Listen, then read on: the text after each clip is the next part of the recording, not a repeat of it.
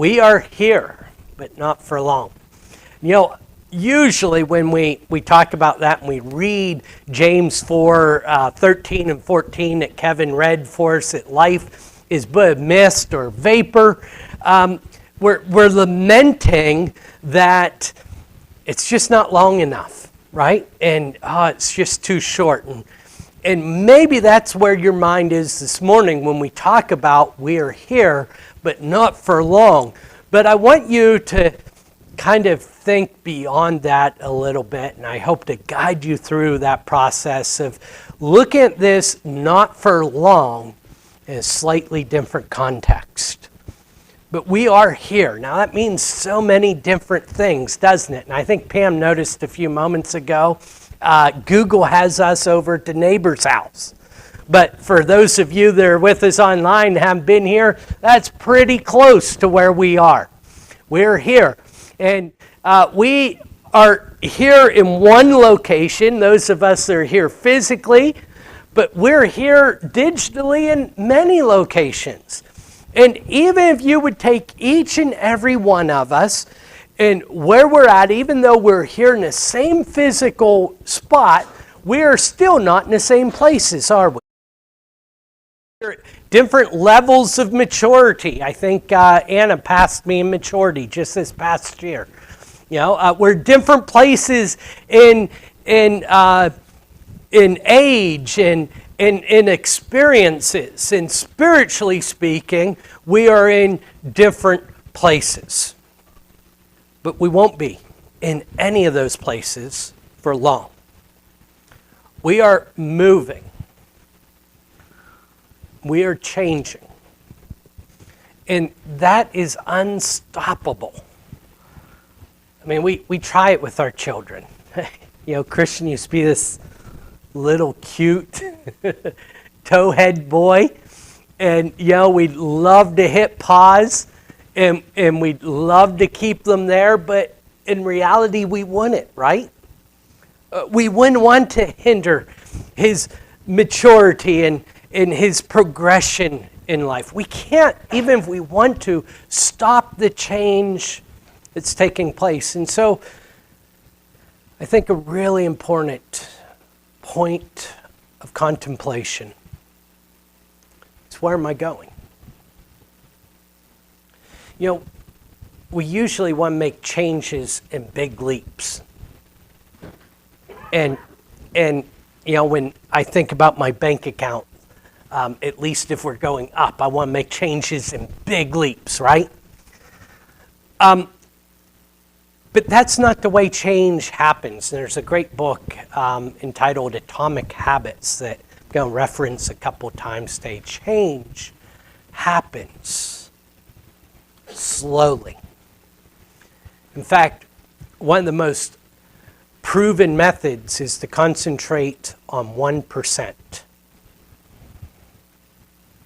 Being 1% better today. 1% better. And you know what happens oftentimes when people start to make improvements like that is they become discouraged. Because,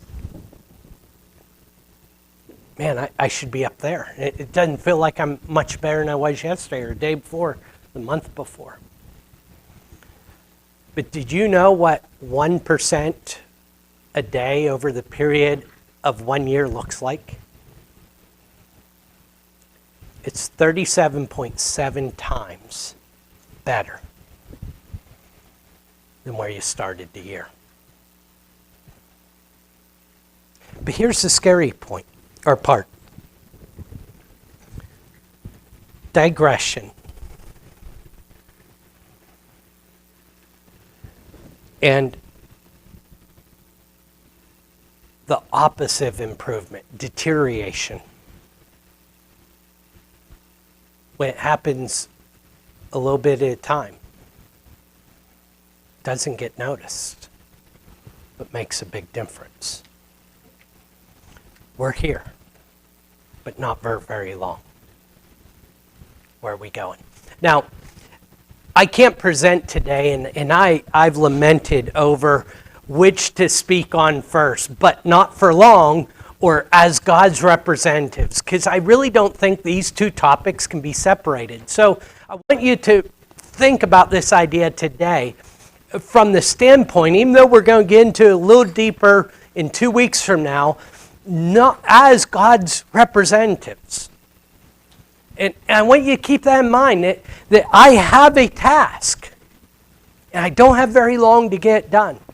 And a couple weeks from now, we're going to come back for this. And I know I told you this was our outline, but I've got away the last few months from doing our youth lesson, and I was doing that every other month on the even month, the second Sunday, and that happens to be next week. And so I want to get back into that habit. So next week, we're going to press pause in this outline, and we're going to have our youth lesson. But be mindful of the idea that we're giving a purpose. The idea we are God's representatives is this huge and big idea. When it comes to the idea of not for very long, that has very, very different ideas. You know, Grandpa used to say to me, "Hey, Mike, would you give me a hand? It won't be very long." Wow, Eddie, you were in a lot of those jobs, weren't you? Eddie told me, he'd come down early in the morning for a job that helped Grandpa. It wasn't for very long, and he got his pay at lunchtime. That was a hamburger at the restaurant. And he normally had to come back a second day for that job that wasn't going to be very long. And, sometimes those tasks, they really seem to take a long time. But, there's other times that when we go skiing, we get an 8-hour pass. And, we rush to get out on the slopes because we're not going to be here very long. And we rush lunch because we're not going to be here very long. And we start to hurt. And we get sore and our muscles ache. But we keep skiing because we're not going to be here very long. And we take that to such extremes that Friday we went skiing. This on the left is a picture of Christian. We skied down. I said, "Christian, there's a blue over here." We passed sign that said expert terrain only. He said, "What about this?" "No, I know there's a blue right down here." So we skied down to it, and the blue was closed. And all it was left was black diamonds. And I said, "Christian, you skied a black diamond." He says, "I nearly died and I'm hurting. I'm not going." I'm like, "Oh, come on." And I don't know if you can see it very well, but he's actually got his skis off. He's walking back up, and he's got to go to the sign up here to where he can get back to blues. And he said, "I'm not doing it." But here's what I want you to really notice about this picture. You notice, that snow, it's not falling. It's traveling. The high in Ellicottville, New York, was 5 degrees. And this was at the end of our day. We'd been hidden down in Tannenbaum, Lisa, and for most of the day, and shielded pretty well from the weather. But we came across the other side of the mountain, and we knew coming up the lift that we'd made a mistake because the wind is blowing at 400 miles an hour. I don't know how we can get blown off the lift. And the snow's in with our goggles. I turned my back. I was grateful Christian was next to me because he made a pretty good shield. And we're going up there, but all that to say it never got higher than 5 degrees. And Jerry, can you guess what we had the whole time we were there? Fun. The whole time. The whole time. Even when I was cold and hurting, I was having fun. When I saw Christian go flying through the air, I was having fun. Yeah. When Amanda shot off the edge of the Black Diamond and disappeared into the woods, I was a little nervous, but when I saw she was alive, I was having fun, right?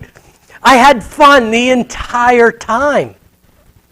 But can you imagine asking me or any of us to go and do that for work? I've quit. The high is not going to get to 10 degrees anymore. There was a day when I had to prove how tough I am, and now I'm like, I'm not shoeing horses today. Especially now that I'm only shooting 2 days a week. We can find a day it's not that cold. Right? We'll do it another day. What's the difference?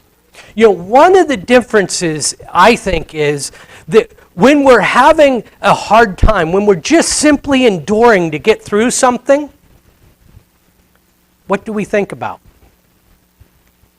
We think about the challenges of the moment. We think about the wind. We think about the temperature. We think about the snow. And time takes forever. There's this famous sociological study. It's one of my favorite of all times, and the footage of this study is awesome to see. You see, they took these kids into a room. This kind of torture I get enjoyment out of. And they set a big cookie down in front of them. And Ella, they said, if you don't touch that cookie till I come back, I'll give you 2 cookies. Then they walk out of the room. And all the little Ellas say, man, I'd rather have 2 cookies than 1. But a high percentage of the little Ellas ate the cookie because it's there.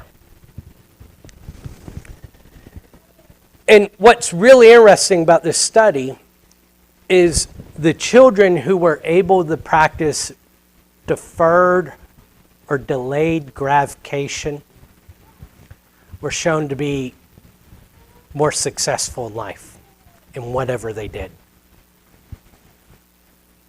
Now, Paul, that kind of makes it sound like you've either got it or not, right? I'm a cookie eater. I don't know about you, but I'm eating the one right there. Is he going to come back or not? I don't know. Does he really have another cookie or some other kid ate that cookie? I'm just going to go ahead and take that one right there. But here's what was interesting. A backup or follow-up study was done to that study. And here's where I think strong spiritual application comes into play. When they go back and you can look at footage of this study, the kids who did not eat the cookie were not stoic children. In other words, they just didn't sit there looking at the cookie and not eating it. Those kids ate the cookie. The kids who didn't eat the cookie sang songs. They played games. They distracted themselves. They occupied themselves. And doesn't that illustrate itself in exactly what I was talking about? You see, I'm there having fun. I'm doing something. And so I could care less about the cold and about the wind and about the snow. I'm there to have a good time, and we're not there very long. But if I just simply am focused on enduring, on getting through, on waiting till the other side, it's a long trip. It's a long trip. And I'm probably going to have to eat a cookie or 2 along the way. We're here, but not for very long. I want to talk about what Paul calls light and momentary afflictions. When I read this in 2 Corinthians, the 4th chapter, and verse 17, it occurs to me that Paul has never lived on the planet Earth before.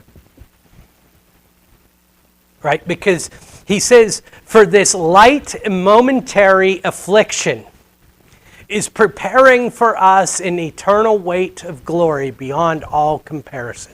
Paul says this life is full of light and momentary afflictions. Now, if the problems in your life feel to you as light and momentary, please raise your hand. That's what I thought. That's what I thought. The fact of the matter is, we live in a broken world. Just Thursday, I was with a couple of shoeing clients that their family's just going through terrible, terrible times. And some problems can be fixed, right? And then there's the problems we don't talk about with other people. The problems that there is no resolution to. The problems that can't be made better. The problems that really kick us in the gut and feel like anything other than light and momentary. And Paul was no stranger to these. You see, I made that comment earlier about Paul never living in the real world, but Paul lived in the real world. Paul understood what it was to have troubles. In fact, here in one spot, it's in the same book. If you notice, 2 Corinthians, the 4th chapter is where we just read this light and momentary affliction. And here in the 11th chapter, the very same letter that he's writing, Paul describes some of his light and momentary afflictions. He says, are they servants of Christ? I'm a better one. I am talking like a madman. What he's talked about just prior to this is people taking glory in the flesh. He says, who can one-up me? I got stories, right? I got stories about sacrifice for Jesus. And he's saying, I'm talking like a madman because at the heart of what he's saying is it doesn't matter. With far greater labors, far more imprisonments, with countless beatings, and often near death. You ever say something to someone without either thinking through all the implications or not really knowing who you're talking to? If you're me, you do it on a weekly basis, right? One of my more embarrassing moments, Neil Pollard, that used to be the head of the Bear Valley School of Preaching, was at my house having dinner. And I told him about the week prior, my computer crashing, and I had to preach a sermon without notes. And he was preaching at Ligonier that week, and he got me presented a 42 or 43-point lesson with no notes. And I still haven't forgotten the comment I made to him the night before, right? How do you think Peter felt about that comment? Because it makes the official record, doesn't it? Where he says to Jesus, Lord, some of us have given up our families for you. Some of us have left our businesses for you.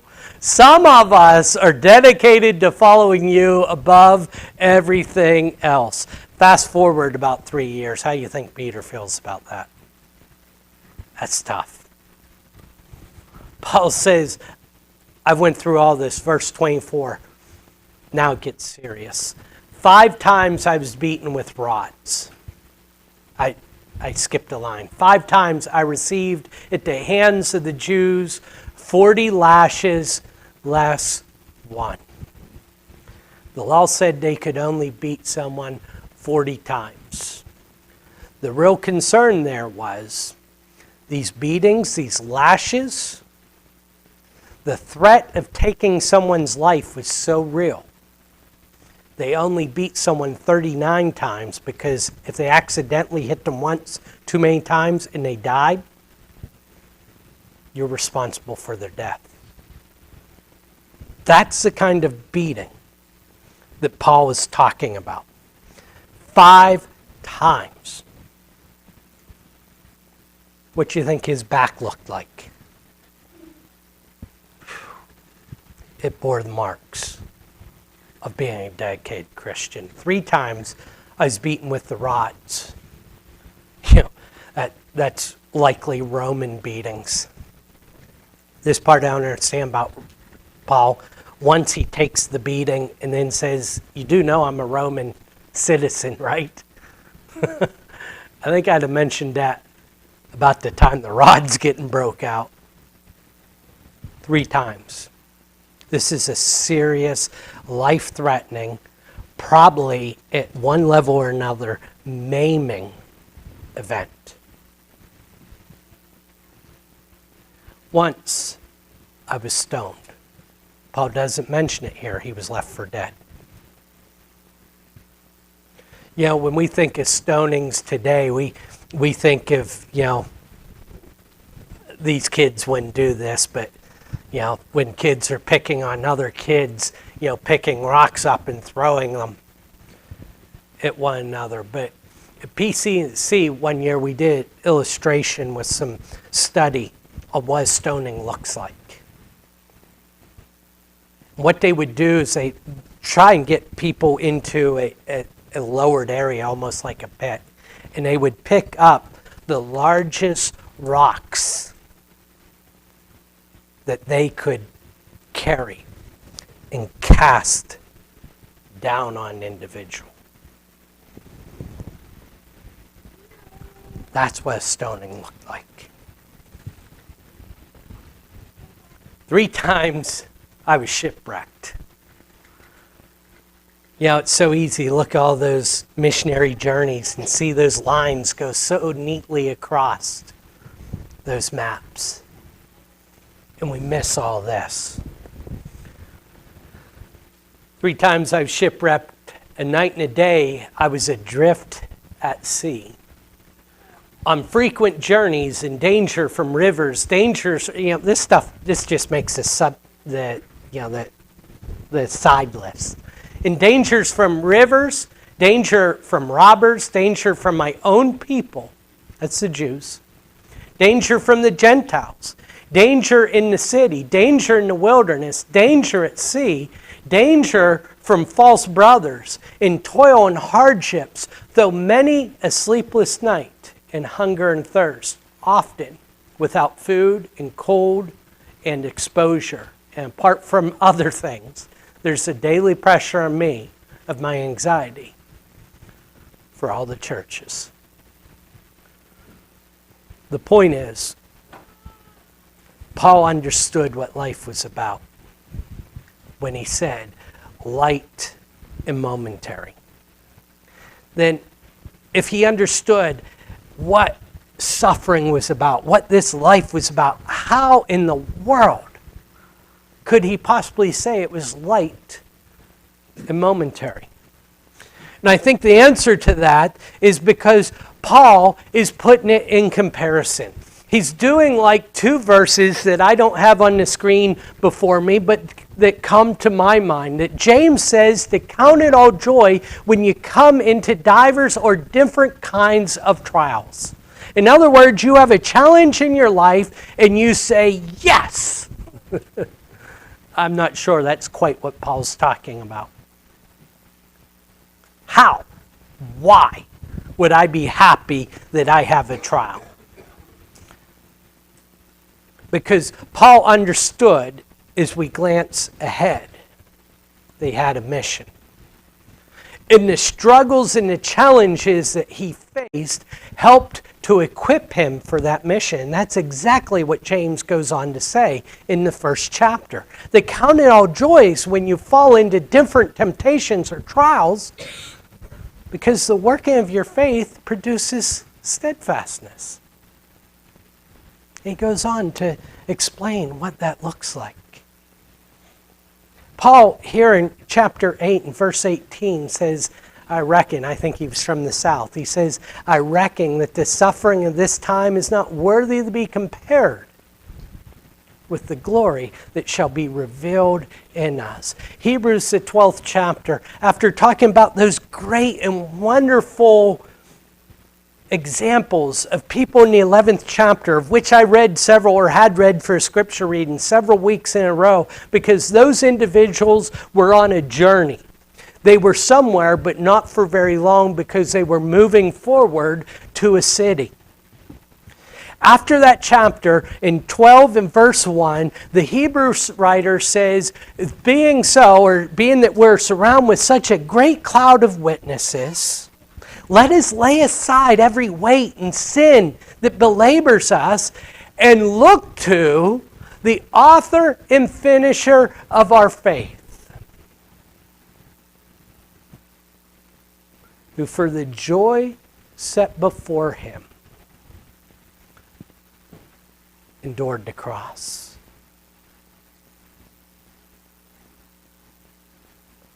You want to know how Jesus made it through the cross? You want to know how Paul made it through all of those challenges in his life? It wasn't about enduring this challenge so we could get to the good life. It wasn't about getting through this challenge so I could have a time without challenge. It was about being focused on a passion, on a purpose, on a reason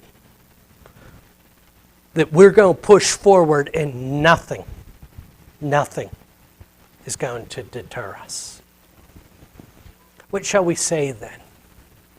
Or who shall separate us from the love of Christ? I started back in 31, where Paul says, what shall we say then? If God is for us, who can be against us? But in verse 35, he says, who shall separate us from the love of Christ? Shall tribulation or distress or persecution or famine or nakedness or danger or sword? As it is written, for your sake we're being killed all the day long. We're regarded as sheep to be slaughtered. No. In all these things, we're more than conquerors through him who loved us. You see, here's one of the beautiful points about the Savior that we serve. He came to conquer the world. You know, James and John in particular, they say, hey, let's burn them up with fire. Elijah did it, can't we? Can we sit on your right and your left? Can we lord over those who are less than us? Jesus said, no, I'm going to conquer in a way you've never thought of before. And he marched right to the cross. And the significance, one of the great significance of that for you and I is that the way we conquer is by coming through struggles and challenges and trials, all the while producing loving, upbuilding examples of encouragement that draw people closer to God. Our conquering looks different than anywhere else found on earth. And so when you feel like your burden's too great, when you feel like you couldn't possibly pull yourself up from your own bootstrap because your feet won't even touch the ground to allow you to pull, understand that you're right. That is life. And the reason that Paul said it was light and momentary is because he was counting on someone else to carry the burden for him. I want to end with this idea in this picture that they've had for a few weeks. When we talk about being here, and we think about the struggles, I think it's worth noting it's not forever. It's not very long. But when we think about being here, not for very long. If it's important for us to get out there on the ski slope, if it's important for us not to spend time getting hot chocolate because we've only got 8 hours, how much more important is it for us to get out on the streets of life and to share the gospel with more than our mouths and to start cleaning up the mess? Someone's got to do something about this. And Jesus has put you here. We have a light to momentary affliction, but we have a heavy and serious responsibility. You know, sometimes we can read through the Sermon on the Mount like it's some kind of fluff sermon, but it is serious and hard-hitting. And Jesus says, you are the salt of the earth. But if salt has lost its taste, how shall its saltiness be restored? Jesus uses two examples here, salt and light. Both dramatically change the nature of that which they come into contact with. Jesus says you've got a purpose. It's to have an impact on the world. Yeah, you watch the news and there's so much. You say, I can't fix that. Someone else needs to do it. And then you're left in your own thoughts for more than 30 seconds and you realize the problems of your own family are more than you can fix. And then you think a little bit more sincerely and a little bit more appropriately and you realize that the problems of your own life are beyond your ability to fix. And what do you do?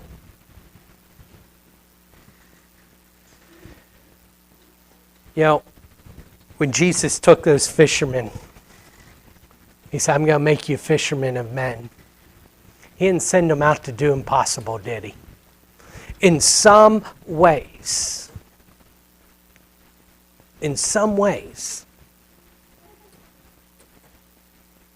he said, take 1% a day.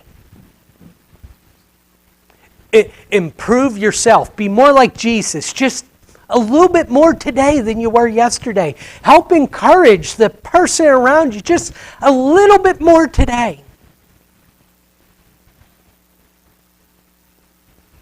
If you don't think that the gospel can have an impact on the world, I encourage you. I recently read a book entitled, What If Jesus Were Never Born? And the benefits, the charity, and the love that we have present in our life today because of the Christian tradition throughout time is mind-boggling. You may never get to be on TV with a big sign over your back that says, I'm the hero. But you can be the salt of the community. You can be the light of the world that's not sourced from yourself, but rather of Jesus Christ. Solomon says it this way. Whatever your heart finds to do, do it with all your might. For there's no work or thought or knowledge or wisdom in Sheol, which you're going. The task that you've been given is a serious and heavy responsibility. We don't have long. Let's be focused on doing all we can to better our own lives, to better one another, and to help the world around us to see the saving light.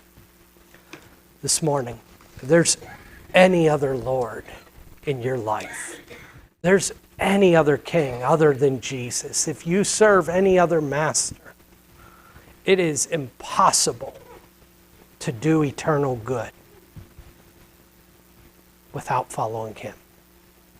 If we can help you to get to know him, to follow him better, more, or to even understand what that might look like in your life, if we can help you to do that, please make it known as together we stand and sing.